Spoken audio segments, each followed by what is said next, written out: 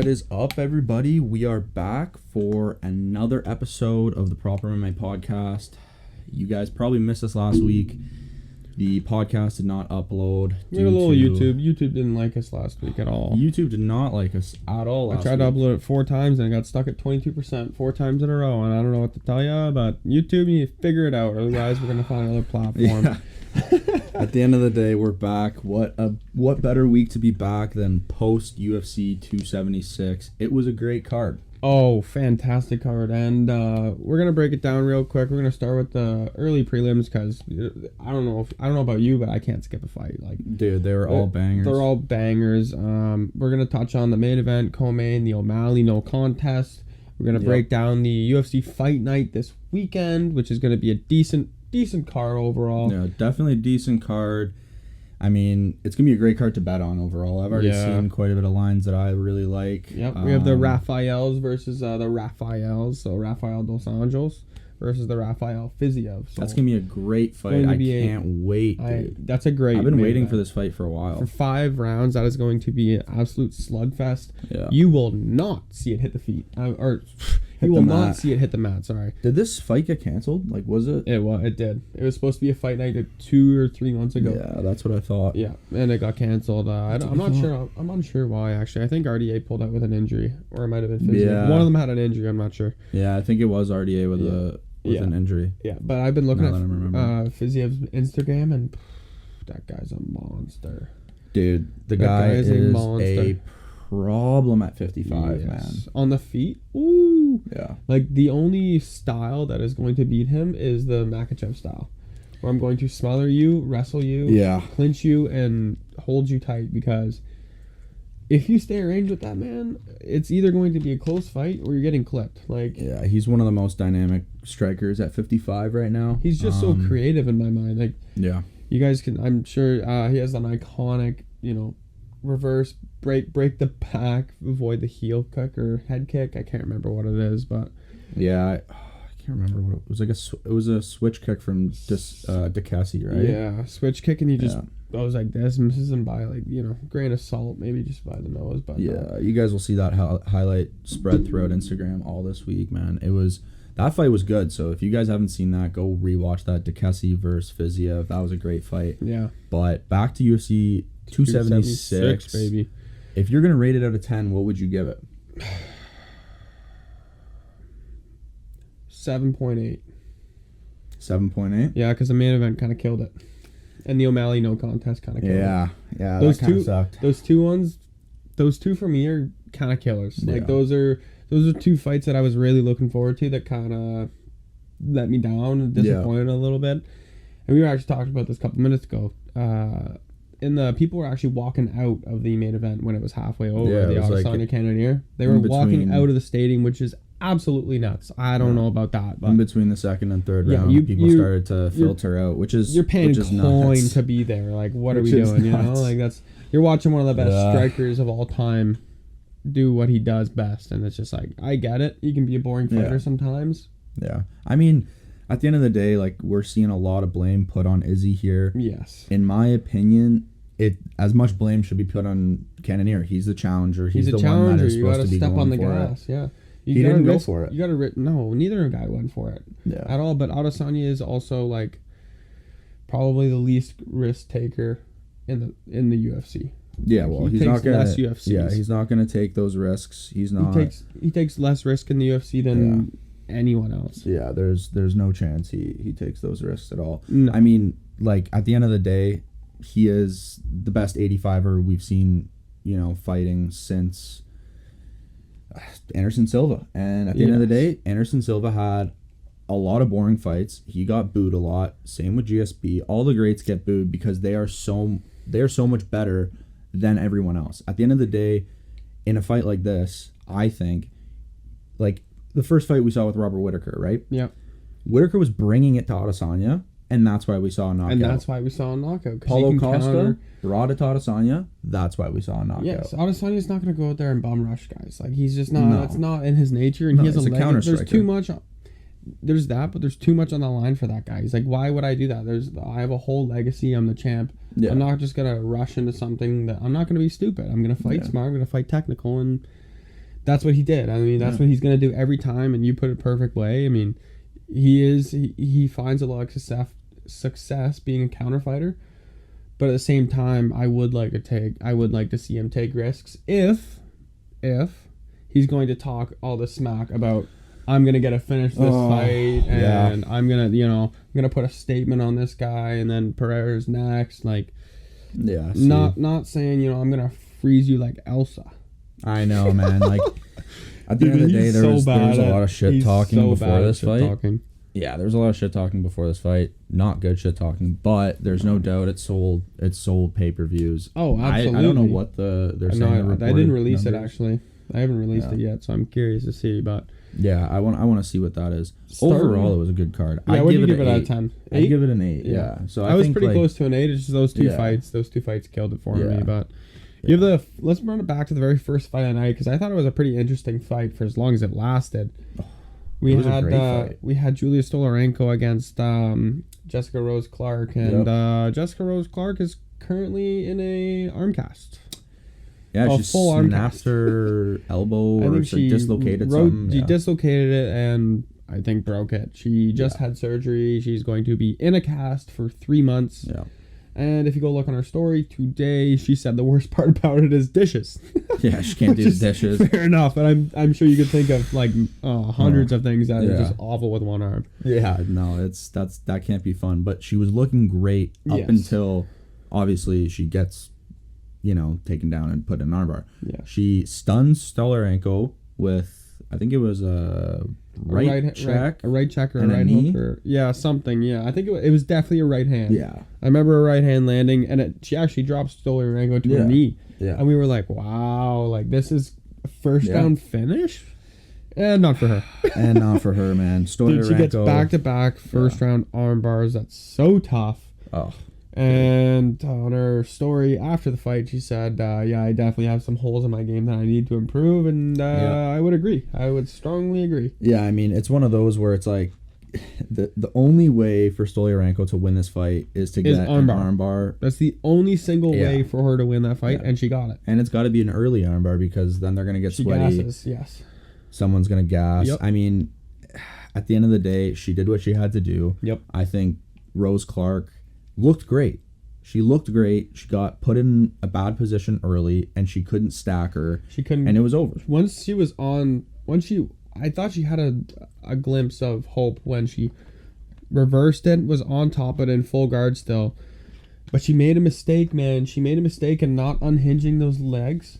Yeah. Those legs of Stolarenko, and she let go of her other hand. You can't do that. When someone's got a hold on your arm, if you let go of this hand, it's gone. You have to hold on for dear life. You got to hold on, and you got to stack when she goes down, and that's a tough position. It's a tough loss for Jessica Rose Clark. Don't really know what's next for her. Obviously, she's got to heal up. Yeah. Stolarenko, on the other hand, gets to keep her job. Great win. She does get to keep her job. Fired up. I don't think she'll get another win in the UFC, but who knows? I mean, it depends who they give her, right? It's true. If the 35 division. Yeah. It's true. If they give her a girl like Antonina Shevchenko, hammer Stolarenko. Yeah. Because Antonina Shevchenko sucks, and she has no grappling and no grappling defense. Yeah, I mean, and we see that happen because she's a 25er, but I know. If she gets someone a girl like her, though, that's what I'm saying. Yeah, exactly. Someone that has that flaw and will get armbarred, well, Stolarenko will win. Yes. I mean, we thought before this fight, there's no way we were like, Rose Clark gets Jessie Jess doesn't get back-to-back arm bars. Come on, she's gonna learn. She's gonna learn the situations, the places, what to do, what not to do. Yeah, no. So, it was a tough one. It was the only one the team missed on the entire fight card. So that's right, man. We absolutely killed it last weekend. We made a lot of money. We made you guys a lot of money. If you're on the team, congratulations. We'll see you here next weekend. But moving on to our first lock, Dricus Duplessis. Yeah, I know we skipped Macy Barber, but it's all right. There's not much to talk about. There wasn't really. Jessica retired. Macy Barber won by decision. What we thought. We both. I said to Anthony, I was like, it was gonna be a close fight. I said it was gonna be a close fight, but I also saw if Jessica lost, she was gonna retire. I was right about that. But moving on to our first proper lock hit of the night, we got Dricus Duplessis smashing against Brad Tavares by unanimous decision. And I don't know about you, but I don't know how this guy or that fight didn't get fight of the night. I mean, it should have been fight of the night. It's on the early prelim, so it's kind of tough to wrap your head around giving one that's down there. And I mean, Barberina and Lawler had an amazing fight. They were brawling the whole time, but man, that was a sweaty fight. Like these guys were trading the entire time. That was, and that's an instant classic. That one is gonna go down in history. Yeah, there's no doubt about 100%. And I'm worried about Dricus du Plessis in the first round if he faces someone with a big power in their hands. Yeah. He was overextending on so much. I was like, oh. Well, you could tell, man. Like that whole first round was a feeling out process for him. Yes. But the thing was, he was getting caught during it. Yes. It's not like he was being cautious and trying to like measure his shots. He was going for it, and you could tell he wasn't there yet. Yes, absolutely. Right? He was overextending and getting clipped, and it took him around to really realize, like, oh, I can't just go out there with a one-punch game plan with this guy. I'm going to have to pick him apart. I'm going to have to implement some footwork. I'm going to have to be creative. And I'm glad he figured it out because he looked better and better as the fight went on. Yeah. The second he decided to turn it, we were like, okay, that's du Plessis. The third, that was the most obvious. That was the most obvious round for sure. And I love to see that out of fighters. Dig deep, grind for that win. It's just a great look and in the future and for yourself, and being from South Africa, you don't have too many of those guys from UFC, so I love to see it. So. No, that was a beautiful I'm a fan. Big fan of both those guys. Those guys were Brad Tavares slugging. is a G. He's a G, man. He's an OG. He's a G. So what do you have next for du Plessis? Well, he's going to be within the top 15, I think, after that fight. He should be. I think he was 16 and Brad was 14. So yes, he's going to be in the top. He might be. He's probably sitting 13, 14. Yeah, 13, 14 around there. For next form, I honestly have no idea. I think they're gonna give him a grappler.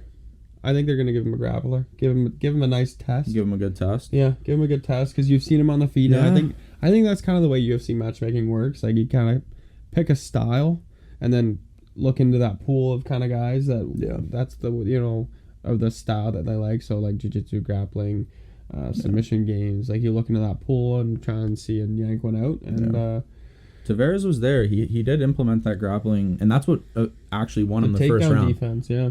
Like that's what Brad Tavares. Like that's what won Brad Tavares that first round was that takedown. Yes, that just made it obvious. Like okay, this is Brad's round.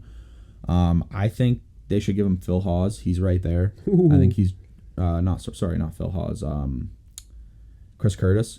Okay. He's right there. I mean, I think he's a couple spots ahead of du Plessis right now. I think that's a great fight. I think we definitely see a finish in that one. They're gonna slug it out. Yeah, I would love to see that. I would be worried for du Plessis in that. Yeah. Yeah, I would be worried in the first round for him. Like I just said a minute and a half ago, I'm worried if he fights someone with big KO power in the first because he did overextend on a lot of shots, and that's the first time we've seen him outside of the first. Yeah. So it's like that's the first time. Like okay, this is what you like. Yeah. You get a little. That's the first time we've ever seen him go to decision, win or loss. Yeah. Oh yeah. So that's nuts. Oh yeah. Great fight though. And then great fight. Let's move on. Andre Muniz versus Uriah Hall. Woo! I mean, clinic. Dude, it doesn't get much more entertaining than that. Like in my opinion, Uriah Hall, it sucks when he's going up against a grappler, he's an older dude. You want to see him kind of facing guys like that are, older. Yes. Not not up and coming. But the UFC, it's a classic. There's no easy fights. No. But Muniz is an animal. I was just about to say his frame for the 185 division. Yeah. Oh my God, he's a problem, man. Like dude. If he can hold people down like that for fights as well, in that weight division, he's gonna be a problem. du Plessis Muniz next. Oh, that could be a fight. Oh, that could be a fight. Yeah, that could be a really good fight too. It's right there. It is right there, and Muniz would have a huge size advantage. Oh my God. Yeah. Oh my God. He'd be way bigger than him. Oh yeah. If you guys don't know, fun fact. If you guys don't know, Alex Pereira, I just saw it on Instagram. I think you saw it before me. Weighs in 185, right? Fight Sean Strickland last weekend. Weighs 185. After fight, 219 pounds. Holy Christ. That's 35 pounds. So 30 pounds. Oh my God. Dude, and it's at that nuts. frame, dude, and the thing is, Sean Strickland saw him at 185. Imagine staring that guy down across the cage at 215, 220. Yeah. Oh, there's a reason I saw that. Yeah. There's Well, a reason I saw Right when Sean he got Strickland. into the cage, we said, like, look at the size difference here. Yes. And that's going to be Yes. the big factor when we see Pereira against Izzy. I think Pereira is going to be so much bigger than Izzy this time coming around. Dude, It's not going to be funny. I think Pereira is going to be not thicker, but way more than Jan Blachowicz when he fought Yes. Jan. I Which agree. is He's- crazy yeah, to like, think. Pereira is about the same size, Yes. like weight-wise, walking around into the cage Yes. as Jan Blachowicz, because I think, They both Jan sit around puts on- 225, 220. yeah, Jan puts on 15 to 20 pounds. Yeah. Pereira's putting on 30 to 35. So 30 to 35. That's so it's, crazy. it's absolutely so nuts. crazy for me. It's absolutely nuts, man. Oh, but man. Yeah, he's the definition of a weight bully. That guy is a weight bully. Oh, yeah. 100%. There's no doubt. But moving on, let's jump to the main card real quick. We got... actually, you know what? I need to get this off my chest, you know? Let's hear it, bud. No. I'm tired. I'm really tired of hearing Sean O'Malley talk all this crap. Yeah. I'm really tired of hearing all this crap from Sean O'Malley. It's been Yeah. bugging me ever since, another no contest. Oh, what a great showing, Sean O'Malley. Yeah, on the sugar cards you won. Yeah, Yeah. well, on the judges' cards you didn't. That's what matters. Yeah, he was losing the fight. He's down If you guys don't- one round. Yeah, if you guys don't know, 2 out of 3 judges in the first round had 10-9 Moonies. So, Yeah. or, Munoz. Yeah. Which I agree with. I agree. We thought this would be his toughest test for sure, and that's why we took Absolutely. the over round and a half. Yeah, and thank goodness that cashed Oh, before the eye before poke. So what's before your the so fight stopped. so yeah? In the second round, it was called off to a bad eye poke by Sean O'Malley. Classic, because all he does is here. Same with Yeah. Izzy. Izzy Yeah, eye all pokes these long fighters. all these long fighters keeping a range. Yeah. But what's your opinion on the Munoz stoppage? Because the eye poke didn't look too bad.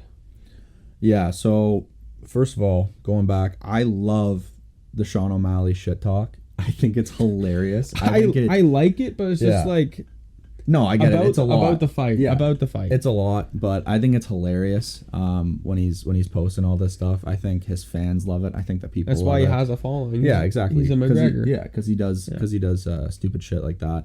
The eye poke. Initially, when I saw it, I didn't think it was that bad, but at the end of the day, we're talking about an eye poke. We're talking about someone's eye. You don't know what is going on. You don't know what's and you're happening. talking about a guy like Munoz. Like, Yeah.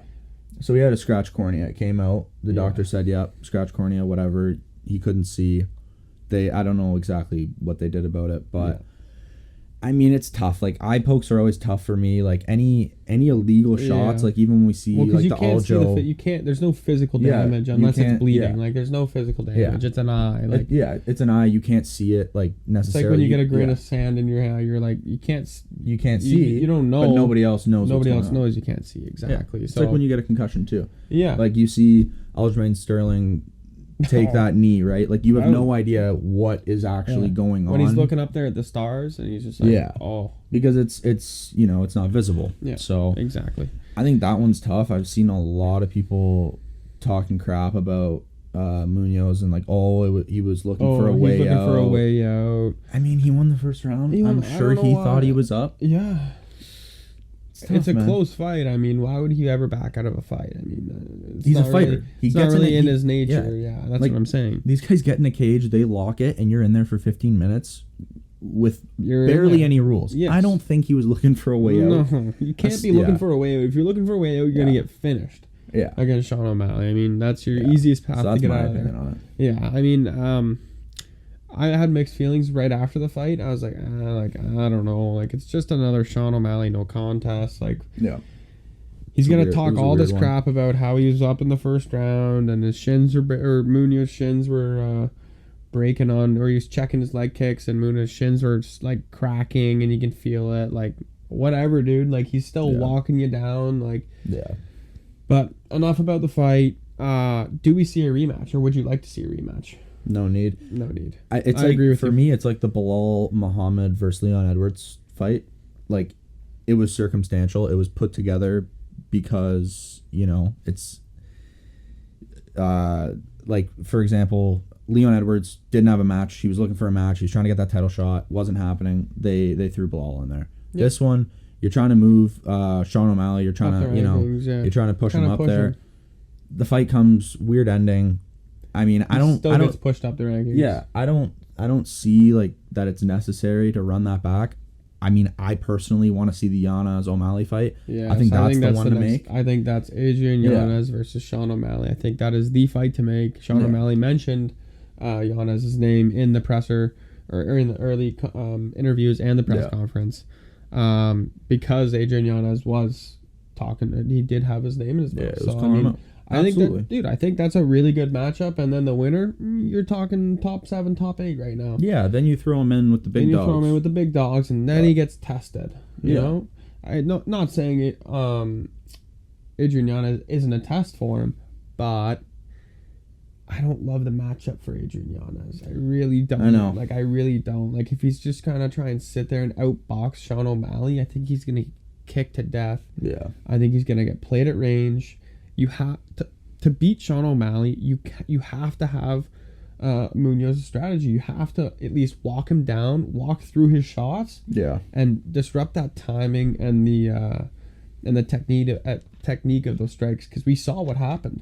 We saw what happened when you have a shorter, stubbier guy that can threaten the takedown, threaten the submission, and also kind of walk through your shots. Yep, that's not a good matchup for Sean O'Malley, and I think Adrian Yanez. I think you'll see Adrian Yanez get finished in the second. Yeah, you think, eh? Yeah, I think. Yeah, I think they're gonna stand there. They're gonna trade. I think you're gonna see O'Malley walking backwards a lot of the fight. Yes. I think it's gonna be a great fight. That's what he likes to do anyway. Yeah, I don't know. He likes to throw kicks when he's backing up. Yeah, I mean, at the end of the day, in that 35 division, like, unless you're a Sandhagen, unless you're one of the bigger dudes, it's going to be tough Rob Font. It's going to be tough to go up against Sean O'Malley and really try to pressure him, get inside. But 100%. I don't know. I just didn't see what I wanted to see out of Sean O'Malley. Like, I didn't get that. Oh, he is this guy throughout this fight. Yeah. I mean, I know we only saw 1.5 rounds. I know. So it was tough. Short-lived. Yeah. It's tough-lived. Again, it's tough. Not much to get out of it. Somehow we need to see more of Sean O'Malley still. We still do. Which is kind of tough to say about. Yeah, it sucks. I want to move this on to the big man who retired, who we thought this was coming. Second lock cashes. Jim Miller against Donald Cowboy Cerrone. We saw his last fight ever, and we predicted this bang on. Yeah. Bang on. Second round submission for Jim Miller. We say guillotine, and it was Darce. Was it Darce? No, it was a guillotine. Was it a guillotine? Yeah, it was a guillotine. There you go. I was thinking rear naked or guillotine. Yes. It was a guillotine. When Cerrone gets hurt or he gets touched to that body, the head goes out there, and it's an easy... Yeah. It's just right there. So, again, Jim Miller, submission game, slept on. If you had Cerrone, tough. If you're with us, riding Jim Miller, it's more cash in the bank. That's all it is, man. Jim Miller looked great for his age. He gets the UFC record, 50 wins, which is nutty. And Cowboy hangs it up. I mean, rightfully so. I did not want to see him. Oh, I need one more fight. No. You're done, bud. Yeah. When I saw that Cowboy hat in the center of the ring, I'm like, thank God. Yeah. Thank God, because there's not many matchups that you can really give Cerrone that would make sense at this point. Joe Lauzon was literally the only matchup that we were saying that was decent for him in the UFC, because Joe Lauzon has pillows for hands. Yeah. And I mean, like, out of all honesty, Cowboy looked good in his last outing. Look good. He looked good. He looked happy to be there. He did. Obviously the crowd in Vegas loves him. Yes. I was very happy. Yeah, I was very happy to see him retire. Me too. It was time. It's been time for a while, in my opinion. He has faced the top of the top ever since he's been in the UFC, and man, hats off to him. Congrats on a crazy career. Congrats on all the fight of the night bonus. The most bonuses ever. So Straight up, unreal career. Yeah, straight unreal, up, the guy is a G. But I mean, it was time to hang him up. Everyone has a time, man. And I'm glad he did, man. Go on and do your movie superstar shit and live that up. That's be a great. cowboy in an all-time movie. That'd be unreal. Yeah. I'd love to see that. But they just came out with one. Oh, did they? Yeah. Oh, yeah. He was in. He was filming one right. Wasn't he in Thailand or Singapore or something like that? I don't remember. Like that. He was filming something. I think Southeast Asia somewhere, but I can't remember. But moving on to another guy I thought would retire, that got TKO'd. Brian Barberena versus Robbie Lawler. Interesting fight. If you had Lawler, we did not. No. No, for all the investors out there that are listening, we appreciate you again because we cashed again. Brian Barberena smashes. And this was a no-brainer. As an underdog, no-brainer. Like, we debated him being a lock. Like, yeah, oh yeah. We debated it. Like, it was a bad matchup for Lawler, and unfortunately, we know this, that Lawler is at that age and has taken the damage that he's taken. He can't sit in the pocket and trade anymore because we did saw for quite a bit of the fight. He was doing pretty good for the first round. Yeah, for the first round. But when it gets like gritty and nitty, it's. When it came down to it, you see him walking away. He got put out. He didn't get put out, but he was going to. Great stoppage. Yes, that's what I was. Great stoppage, man. I watched that. I watched that back in slow mo today. Yeah. And I was just watching I think it was 6 or 7 unanswered shots, mm-hmm. and one of them he was like kind of. He saw the hands drop and he was kind of sliding down. Yeah. And then he got clipped again, which held him up. Yeah. And then that's where we saw the stoppage. Yeah. So I was very happy about that. I know a lot of people are like, oh, I want to see a little him go more. out. You know? No, I don't want to see him go out, man. The guy has taken a substantial amount of damage over his years. And I honestly, I did think you'd see him retire. It was kind of a long shot, though, because his press conference was like, we'll see who we get next, like that kind of stuff. And I don't know who you give that guy next. I really don't. I have no idea who you give that guy next. Like Jim Miller. Oh, yeah. I mean, I don't know if Jim Miller's going to want to fight at 70, but I mean, he looked good for 170, but it's against Cowboy, so I mean, it's take it what you want. Yeah, but it's basically 165 catchweight fight right there. That's a fight I'd like to see. 100%, me too. I mean, I know Lawler UFC veterans like goats too. Those two are great, man. They're great fights. So that's the next fight for. Who you got in that one? Probably Jim Miller. Oh yeah, Jim Miller by sub. Yeah. I think Lawler probably gets him on the feet, but Jim Miller probably takes us back. Or Jim Miller probably gets it down. Jim Miller has a slept on ground game, but enough about that. Yeah. I want to talk about the co-main because oh my goodness, what a performance by Alexander the Great Volkanovski, man. 50-45 shutout, doesn't get much better than that. Easy. I was sitting there watching the fight, and we had him as our third lock again. We had a lot of that secured the sweep, and it was we were sitting there for 25 minutes for like Jesus, man. Yeah. Like, we were never sweating for a second. Like it was just like pure domination, and Max looked beat up. He outstruck Max, bro. Yeah, he outboxed and outstruck Max again. That just speaks volumes to how great this guy is. Like, he like personally, Max Holloway has been my favorite UFC fighter since I was growing up. Him and Charles, those two are and Tony Ferguson. But that's that's a tough topic. But he's moving up there for personal rankings for me for like top 3 fighters, my favorite fighters ever. I mean, from the land down under. Dude, at the end of the day, this guy is just levels above everyone at 45.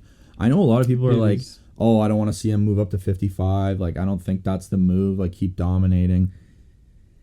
He's going to look small. He's going to look really small, but he's so good. Yeah, I mean, at the end of the day, good. It depends. Honestly, it depends who's champ at 55.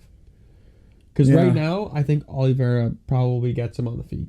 Because it's just the size, man. Oliveira's a big guy for 155. Yeah. Max is a big guy, though. They're about the same height. Yeah, so It's going to be interesting. That's all I'm saying. It's just like the weight, very interesting. The weight. It would be interesting, man. I'd love to see it. I would love to see him at least attempt to do it. Whether it's a year from now, 2 years from now, 6 months from now, whatever. But why not, you know? Yeah. Do the Izzy. Why not? Why not, man? And then at the end of the day, you're like, guys, like looking back, I'm going up a weight class to try and get 2 belts. You know how difficult that is? Like, and he's the guy I'd want to do it.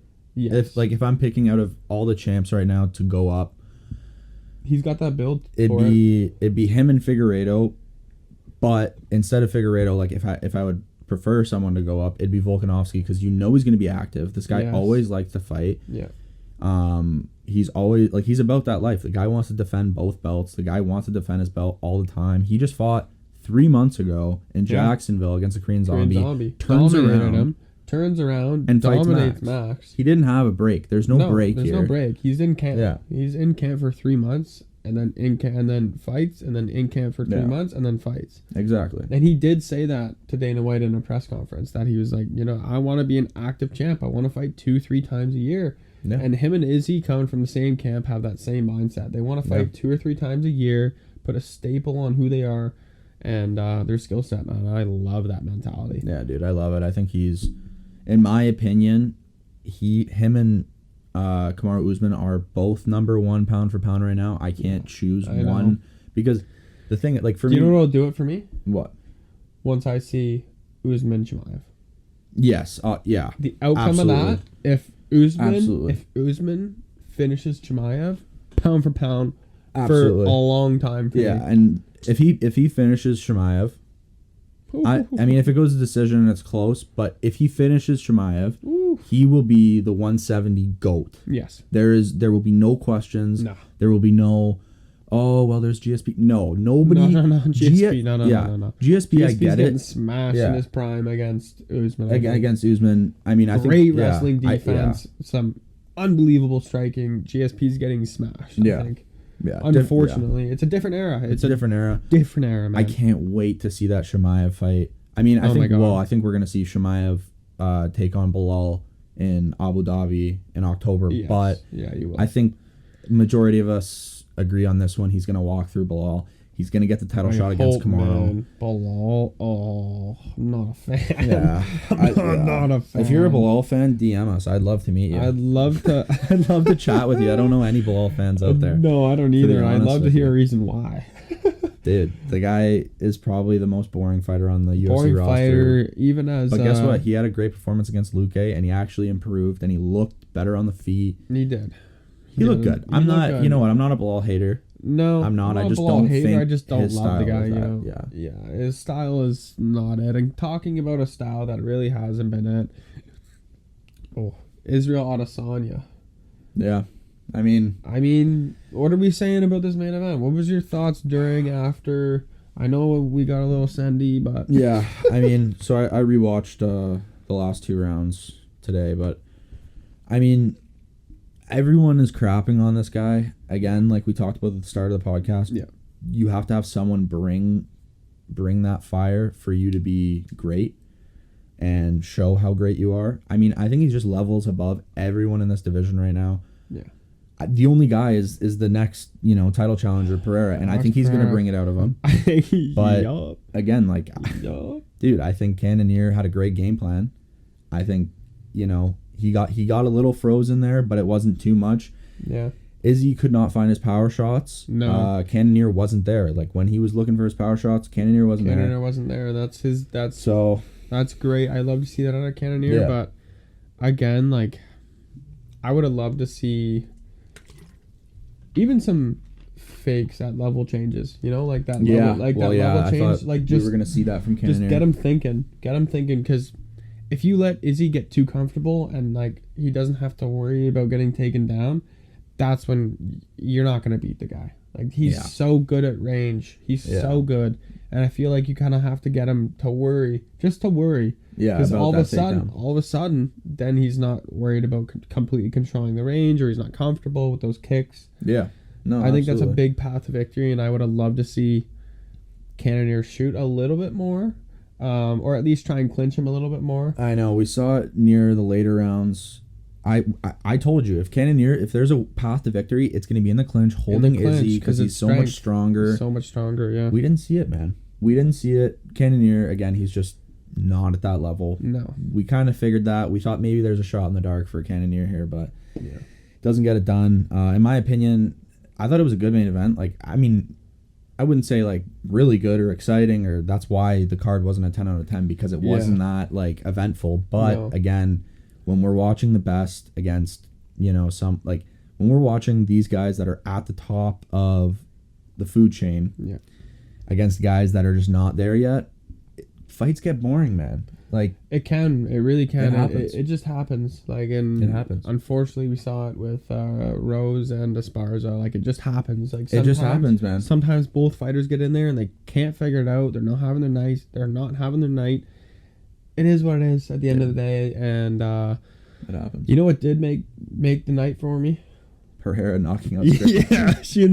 Seeing Sean Strickland hit the canvas hard. Dude, I can't believe he thought he was just gonna stand there. Like, dude, that was the worst range. performance. They weren't in kickboxing range. They were in boxing range. He was just walking in front of dead at Pereira and doing this, like, leg kick and covering up.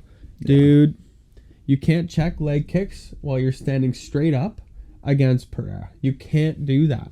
You're gonna get caught by a left hook. Yeah, you're gonna get something's gonna split your guard or come around the side, and it's gonna be night, and that's exactly what we saw. Yeah. A left hook, boom, throws the arms down, straight right, boom, man, he's out. And it was over. That was it. And that's all she wrote for that. It was so quick, and I love it because it sets up that Pereira Izzy fight, but part of me also wants to see Izzy Sean Strickland because of the press conference. Yeah. And because, you know, I'm not going to say it here, but I'm sure you guys can find it on YouTube about cartoon porn and that kind of stuff. Yeah. It's ugly. It's all ugly, but no, yeah. It was a good press conference. Sean Strickland clearly had the wrong game plan. It was exactly like Izzy said. It's like, why are you worrying about me? You got a serious dude across the freaking table from you. Izzy knows. That's a serious dude. So anyway. Izzy gets knocked out twice by him. Sean Strickland gets knocked out once by him. Sean Strickland's still kind of up on the scorecards, but obviously we're gonna see this Izzy Pereira fight in the coming months whenever it happens. I'm thinking December, probably Christmas card. Yeah, probably December, early January. Yeah. Somewhere around there. I'm thinking a New Year, Christmas card. They'll do a big event. I'm sure they always do. Yeah. But anyway, next topic. We got a new fresh week of UFC. Got another banger of fight night. Rafael Fiziev versus Rafael dos Anjos. Yeah. And if you're looking to make lots more money with the team again, because we've done this for, 46 weeks in a row? 47 weeks in a row? 47 weeks in a row, man. Yeah. We are UFC events in a row, whatever it is. Yeah, 47 UFC events in a row. We're just handing you free money. At this point, 6-1 free picks. Yep. Those seem to cash. I don't even know what to say to you anymore. We're going to blow up. If you're on the train early, message us for a discount code. We got it live on the website, I believe. For 30% off on all our packages. So hit us up. Make sure you join the team for this week. It is going to be another awesome opportunity to cash in and ruin those bookies. Yeah, we love it. Absolutely, man. And if you guys are smart, sign up for this 4-pack. This weekend will be the last weekend for 4 weekends that we will be in the UFC Apex. The rest of the cards will be live events with fans in the building. They're going to be exciting. Pretty sure we go to New York, then we go to London, then we are back in Texas. The London card, and then the Texas card. Yeah, I guess. So, guys, we got 4 weekends coming up that are just being crazy. So make sure you get that 4-pack. Yeah, like you said, get that 4-pack at 30% off, and it saves you, without the 30% off, it saves you $40. Yeah. And that's $40 we will definitely put back in your wallet. Absolutely. For sure. Absolutely. But another great podcast coming at you next week, and we'll make some money. Yeah, we're going to make some money. Appreciate all of you that have tuned in and stayed for this long. We will catch you next week. Peace.